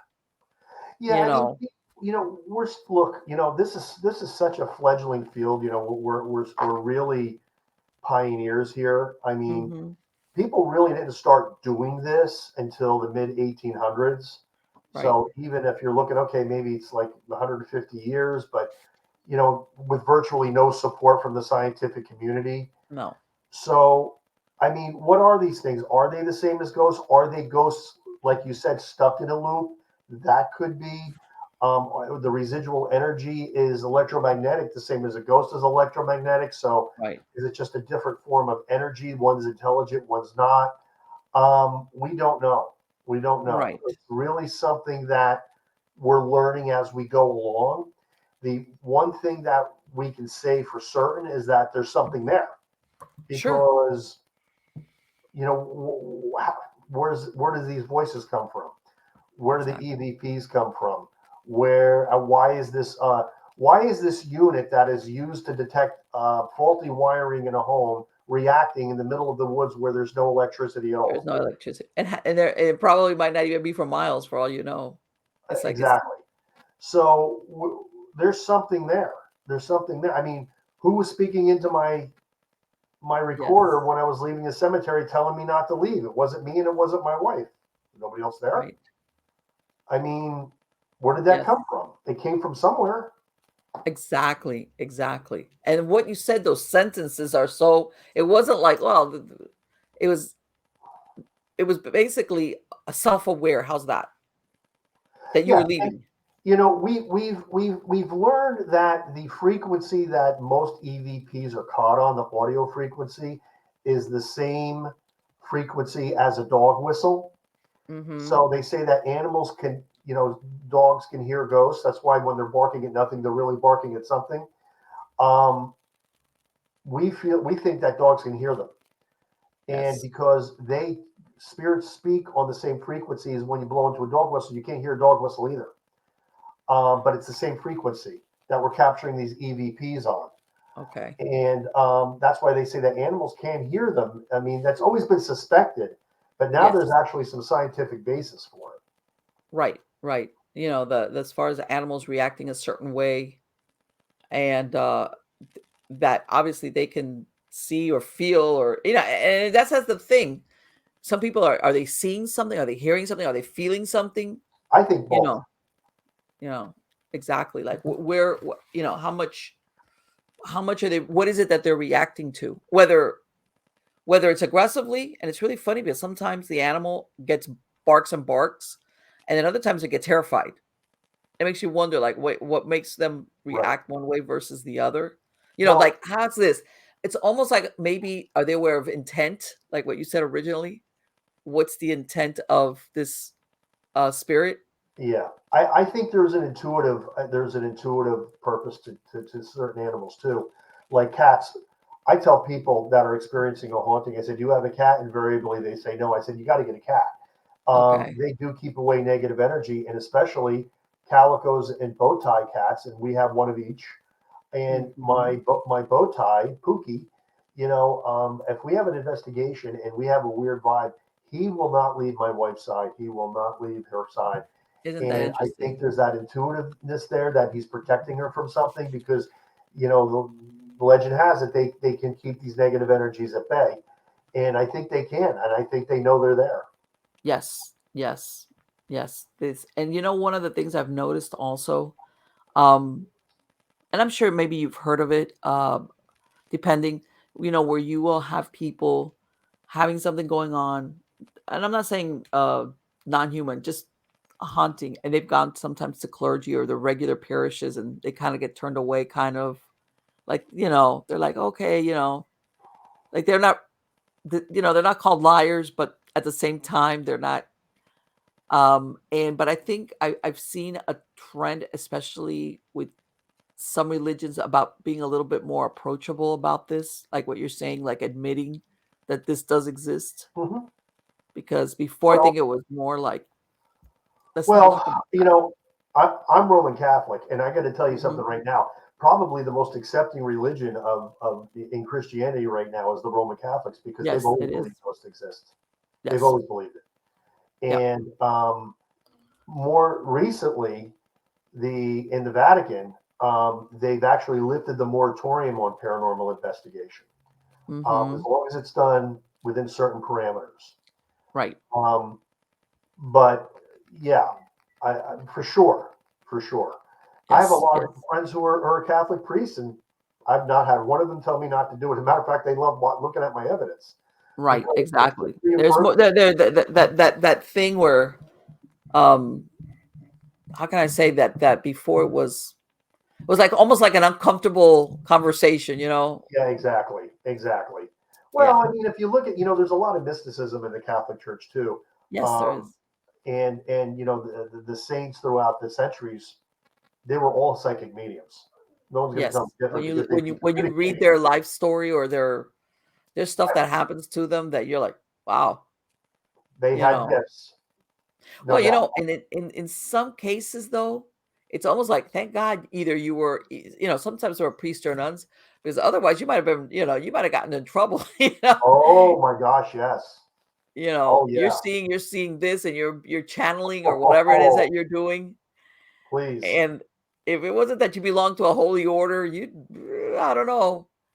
Well, if you were a Protestant in King James's time, you did you you kept that quiet. Well, you know what? And it's really funny because, everybody, like you said, before everything was Catholic, and then, obviously when Henry VIII, and then the schism, Protestantism, and blah blah Sure. blah blah. Which, by the way, there were it was something I was researching about when they did the witch, where they were burning so many people in Europe for being witches, right? The burning times, yes. The burning times. They were saying that this really didn't happen during medieval times. You did not see that happen. Nope. In other words, this started happening after the schism, and it That's was right. really unusual because they said it was almost like these different they're all Christians, obviously, but they were all vying for followings, Yes. and having this obviously very public thing where you're accusing and burning witches, and it was because it was a public thing. It's almost like, we can protect you, we can take care of you, we're chasing the devil out, and look, we have found the devil's servants, and we're gonna burn them to stake, so that people would be like, if you know am I going to follow the Catholics? Well, even though they said that usually the Inquisition was more after heretics versus the witches, but it was almost like all these public displays of the burning times. What was really driving it in some cases was visibility, as we know how to combat the devil, we can protect you, kind of deal. Well, I hate to say this, and I know we're getting into the weeds here, but Go hey, ahead. this is where the conversation's going. Yeah. Yeah. I think it's happening today. And Yeah. now they're not burning people, they're not killing people, thank Right. God, but they are ostracizing people. Sure. They are polarizing groups Yes. because I mean, I get people, man, I get it. Boy, do I get it. I'm like, oh, what you're doing is the devil, and every Yes, I've ghost heard that of that. you're talking to is really a demon in disguise, even though not one place in scripture says that ghosts are demons. Not one. Not one. Right, It's not in right. there at all. But yet they are all convinced. And now this Yes. goes back to the 1500s, by the way, this belief Mm-hmm. that ghosts are demons. And they go to the mat with that. Yes. And Yes. I even said recently to a person, burn the witch, right? And they're like, no, no, but maybe shine the spotlight. I said, well, you know what they call a spotlight? They call it a torch. So I said, it's Yes. right. Yes. I said, Yes. so it's what you're doing is the same thing. You're just not as violent about it. And I'll give you Right. kudos for that. Exactly. I says, but what you're doing is not good either. Because, Exactly. first of all, what you're saying is false. You really don't have any basis for it other than what you Mm-hmm. believe. And you're separating people, you're ostracizing people. And that's Right. why I see some people of the cloth getting involved and saying, Well, see, and this is the thing. The way I look at it is, if you want to believe that, and you want to think, and you think that this, okay, fine. yeah, Well, that's fine. Stay away from paranormal investigations. exactly. And in your mind, okay, everything is demonic. Okay, that's fine. I Right, think the problem comes in where you start, like you say, condemning others, like, right. you're wrong and blah, blah, blah, blah. And it goes, downhill from there.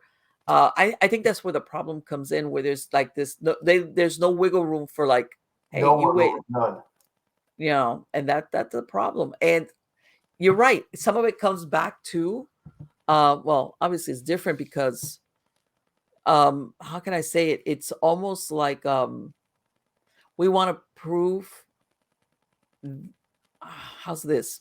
I think sometimes, unfortunately, there's people that will, if they've been non-religious, how's this? And they have a conversion or something, they tend to go with a movement or a church that's very in your face, like very like, you Yes. know, we're going to protect you because of all this, And let's face it, Catholics, we're kind of milk toasty about that. You know what I'm saying? We We don't are. proselytize. We don't. Right, exactly. We don't. No. And It's like either you're a Catholic or you're not. right, yeah, exactly. And it's like, okay, well, yeah, well, these are the rules, and Right. and I think some people, like, they either, God knows, for a lot of different reasons, unless it's very in your face and this, and when you're gonna get saved, very dramatic. How's that? I'll use that word. Right. They kind of don't think that there's any validity to it, to that Right. belief system. And at the end of the day, it's exactly what you said. Sometimes it's like, hey, we need followers, Right. call it what you will, But it's the or truth. participants or whatever. We And need. this make Okay. This probably but they need people putting money in their collection plate. They yes. can't run these churches with no people. Oh, absolutely not. Absolutely not. And that's Exactly. the bottom That line. that that that that that that uh let me tell you something. That's the truth of the matter. It You know, is. they the electric they get an electric bill just like everybody That's else. right. That's right. You get a lot of exemptions if you're a church, but still there's other things that you can't get away from. You can't get away from electric, heating, light, yeah, all that stuff, maintenance. All that stuff, all that stuff. But yeah, the other day, like I said, when I was reading that, I said, you know what? I never looked at the catalyst, let's say, for, and that's horrible to think of it that way, of the burning times of all these thousands of people getting burned, as it being behind the scenes, like we got to make a public spectacle, like, hey, see, we're the ones, we got the devil on the run, so you got to stay with us, kind of deal. So, and Yeah. I isn't that a neat magic trick? I'm only kidding, but which, by the way, I want to real quick. It was when you say that thing about magic, and one time I was seeing that one of those docu-series, I think it was on Discovery, one of these places, where they were looking at these really ancient civilizations, at these temples that they would have. They would build these huge temples and these statues and everything. And they have, for example, these statues where the smoke would come out of the nostrils, and everything was very much the appearance, that magic, how's this, Right. that could be made or manufactured, so that the masses would go, oh, the statue, smoke's pouring out of the nostrils, that kind of thing, that illusion. How's that? Yeah, So I mean, they would do that. I mean, there's there's stories of magicians throughout history, Yes, that were tricksters, but they were used by the royal courts sure. to show the power of the gods, even though it wasn't the power of the gods. But yeah, I mean, it Yeah, goes it's just back to ancient Egyptian times. I mean, this well, Hollywood. yeah, they when you look at it, all these because they used to some of these temples that they would make were huge. Where they you could tell a lot of manpower and money was put into them. Absolutely. Again, for shock and awe purposes. But let me ask you: have you ever had another magician that knows that you're into paranormal come to you and go, "Bobby, I got to talk to you about something. This happened to me," but like on the down low, like I don't Um, want nobody to know about this. not a magician. I had one person who claimed to be a magician who said, magicians don't believe in this stuff, and I'm like, you speak for all magicians? I mean, Right, all a magician is a person schooled in the art of misdirection. I mean, we come in all shapes and sizes, right, uh huh, but they like to think that some of them like to they want to be the James Randi, they want to be the Houdini, right, they want to be that debunker and be the hero of sure, the magical community. But the bottom line is, magicians are entertainers, and sometimes I think when they try to debunk the supernatural, it's their way of getting political, so to speak. yeah. So I think they should stick to entertainment, which is really their forte. Right, I know. And the reason why I asked that is like it's almost like, almost like what you said that magicians are known for like being anti-supernatural. It's Right. like and some of them having some experience, and I'm thinking, I wonder if anybody, like okay, between you and me, like, don't tell anybody, but I had this experience. I'll be But honest with you. Most of them are more fascinated than anything else. yeah, And that's what I thought. what they really find interesting is my conviction. Because they say, "Do you really believe in ghosts?" And I tell them, I said, after doing this for 12 years, and if you look at my streaming channels, I have over 130 videos. I said, I passed the point of belief a long time Yeah, ago. I exactly. mean, at what point, what piece of evidence are you going to get that's going to say, well, that's it? Well, I've had Right. that again and again and again and Hmm. again. So don't ask me if I believe. I mean, I know. If you don't believe, it's because you haven't even had one experience. I've Right. had dozens. So for Right. me, it's commonplace. For you, it would be miraculous. It's different point of view. We're looking at it through different lenses. Exactly. And that, yeah, I totally agree. Okay, Bobby, thank you so much. Let me ask you for my podcast listeners, what is the best way that they can find you? Oh, easy. Everybody see that right there? Yes. Ghosthunter.ws. Okay. That's my link tree. And Ghosthunter.ws. Okay. ghosthunter.ws, which stands for web series, but it's now links to my link tree, and it has both books where you can get them, which is Barnes and Noble, Okay. and the Barnes and Noble links for my books. It Okay. also has a link to my YouTube channel, my Vimeo channel, my Rumble channel, and my Daily Motion channel. They all have the Okay. same videos. It's just whatever you want to watch them on. Right. However, whatever platform they want to find it at. Right. How Vimeo is the often are highest you putting quality. out the series? Do you do it on a specific schedule or it's just when you release something? It's pretty much just when I release something, but I will tell you this: if they go there now, there's so Okay. much content that All right. it'll keep them busy for. I mean, you could binge on it for days, and that's not even Okay. an exaggeration. There's so much Okay. content right now. Do you have any plans, any projects coming up or any books? Well, I did write these two books. I'm actually working on a book for magicians. Look at that. And the reason Okay. is like you mentioned, the International Conservatory of Magic. That's now we just Oh retired my that. God, yes, I forgot to ask you about that. That's okay because we retired it after 20 years. And Okay. but what I did is I took all of the material, which is Uh-huh. over 2,000 pages, and Okay. we're going to be publishing the best of in a volume. And I'm working on that Okay. now. But if anybody wants to meet us, we're going Okay. to our next event's the Gettysburg Battlefield Bash in July, and that's a Okay. Anniversary of the Gettysburg. Okay. yes, Battle. it's a very big Paracon. Yes. We were there last year. We're going to be there again this year signing books, and I'm also going to be speaking. I'm Okay. doing a lecture called Children in the Paranormal because we got attacked a lot for bringing our kids on investigations. So I'm actually going to. Oh my God, I bet that. Yes, I Yeah, hadn't thought of that angle, but yeah, did you got what? You got the stink eye? Like, what are you doing with your kids here? How yeah, could you? exactly. So, I mean, I write about it in Family Spirits too, but we're going to do a lecture on it at the bash. So Okay. that's the next thing coming up. Okay. Fantastic. Again, Bobby, thank you so much. It's been wonderful. You got to come back. We got to talk some more Oh because I yeah, love your you're right. stories. We could definitely talk all night. You Oh know that. yeah, absolutely. I like, and I tell everybody, you know what? As far as paranormal investigations, or even if you're just a legend tripper, yeah, you could read all the books, you could look at all the shows. There's nothing like field experience, like going out there, Right. you know, and having either a really interesting time or going, oh my God, I'm ready Well, to go to sleep. Thanks. I just want to tell you, you know, if you go to ghosthunter.ws and you watch the web series, I Uh-huh. will guarantee you, we fake nothing. Right. Anything you see on any of those shows, and every show has something, or we wouldn't have really released it. Some are better than others, but some will blow your mind. Like the Hidden Grave of Thomas Sprout, which has the full body apparition. But Right. everything you see is real, is genuine. Nothing was faked. So if you want real paranormal evidence, really, you need to check us out, and it's free. So you don't have to. We're not behind Okay. a That's paywall or fantastic. anything like that. That is fantastic. Yep. I think it's so refreshing. Yeah.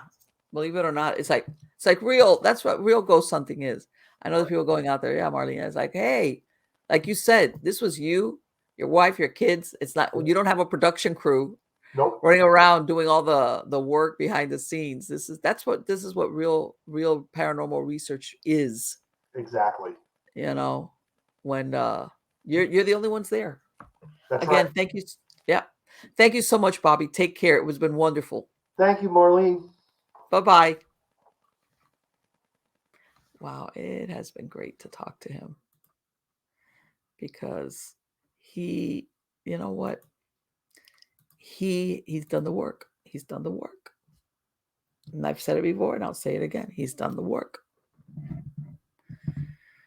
You know, I'm sure, maybe he hasn't without knowing 100%, but I'm sure maybe that they visited some places where it was like, boy, no pun intended, this is dead as a doornail. Nothing's happening here. Nothing. Just because it's a cemetery, everybody thinks, oh, because it's a cemetery, something's going to happen. You'd be surprised. Sometimes nothing does happen, like nothing, like no EVP, no nothing, nothing, for a lot of different reasons. And I'm sure that maybe they've had those situations, and after a while, they pack up their stuff and they're like, well, no. And yeah, I like it, and I agree with him. Sometimes you do capture stuff after the fact. After you look at things, you will hear things that you're like, "Whoa, what was that?" And when you were there, you're thinking nothing happened. But there's other times that legitimately nothing happened before, during, and after. And then you get the flip side of it. And that's why I mentioned to people what we were talking about as far as cemeteries. Besides the obvious of that, you could get in trouble for trespassing, or I've heard of people running into people doing stuff like, um, how can I tell you, invoking things, doing spell work, because, especially if it's one of these cemeteries where you're there after midnight, let's say you're like, oh, we're going to do an all-nighter at the cemetery, or you arrive late. I've heard of groups that have basically found um, people doing spell work there, or dark rituals, especially, of course, if the cemetery is like kind of hidden away or rural or old and forgotten, like, or it's, especially, of course, if it's, when I say rural, I mean, or in some area where there's nobody living out there, you know, there's no neighbors that are going to call police and say, hey, there's people running around inside the neighborhood. I mean, they're specifically chosen because of that.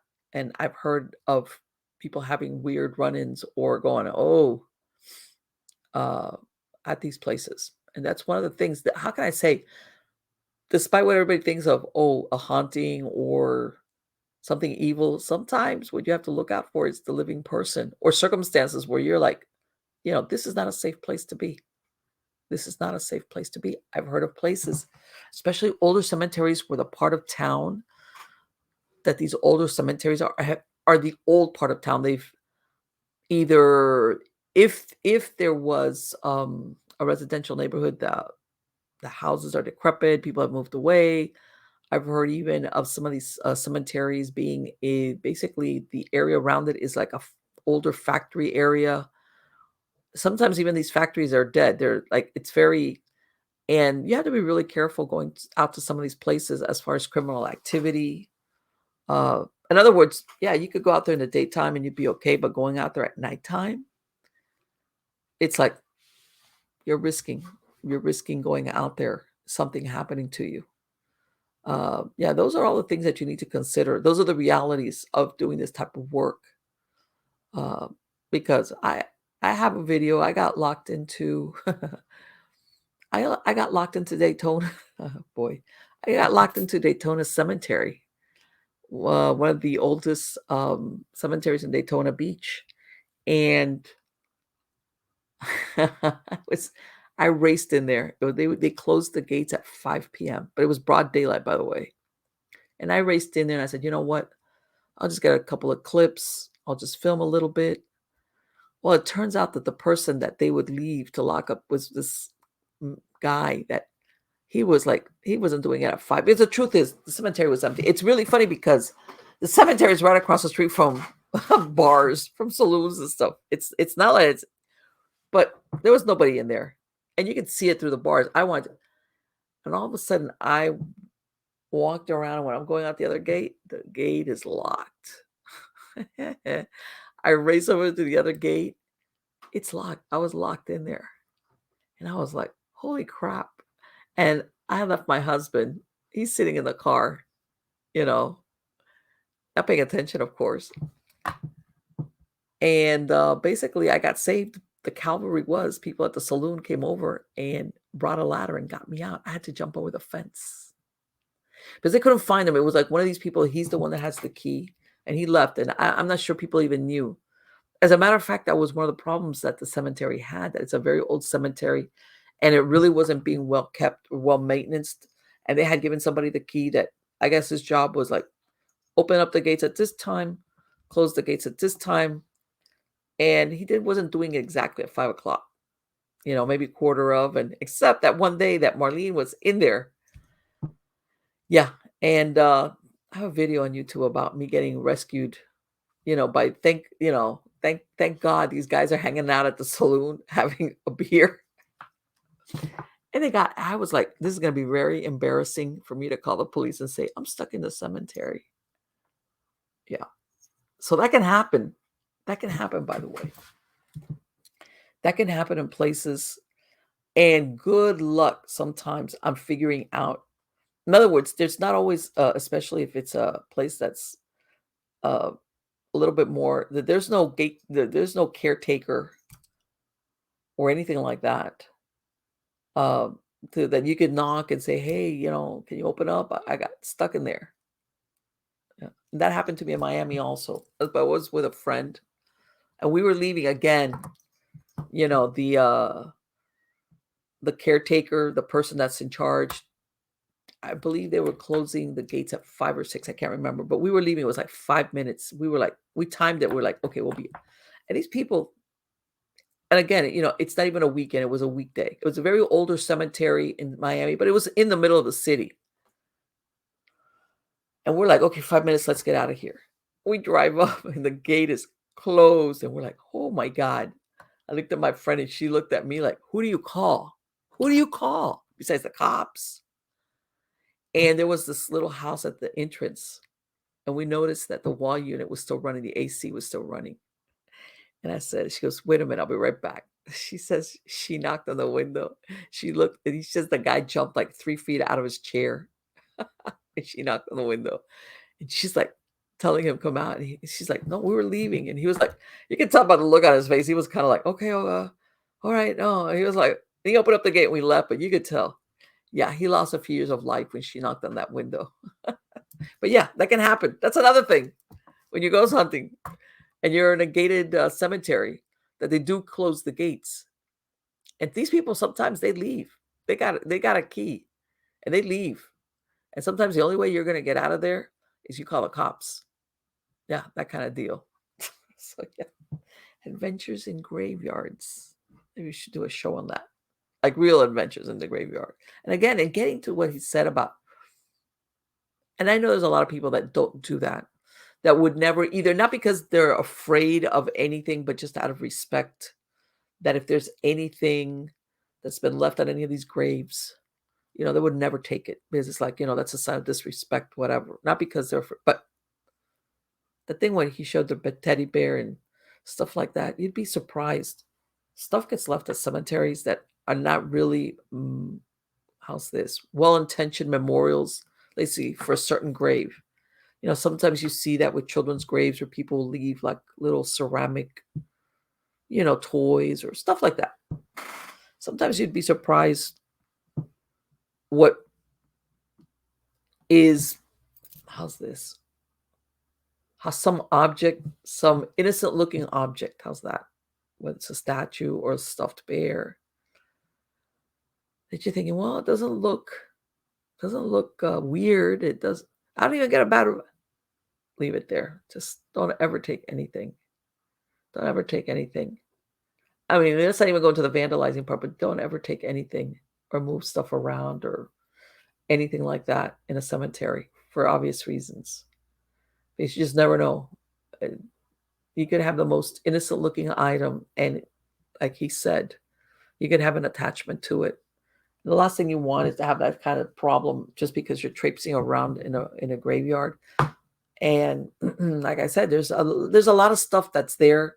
Besides the obvious is that you're in a final resting of dead people. There's other stuff that goes on at graveyards, darker stuff, that you might not have no idea. Like I said, ceremonies, rituals that are carried on, stuff that's left behind there on purpose, by the way. Things of this nature that you could just be walking around. I would say even and here I'm not even talking about going into a cemetery or graveyard to do a paranormal investigation. I'm talking about you just walking around, maybe taking pictures, maybe if they've got older graves, back then where people were more ornate with the obelisks and all the crying angel, nice statuary. You still have to be careful, even if that's all you're doing, about what's there.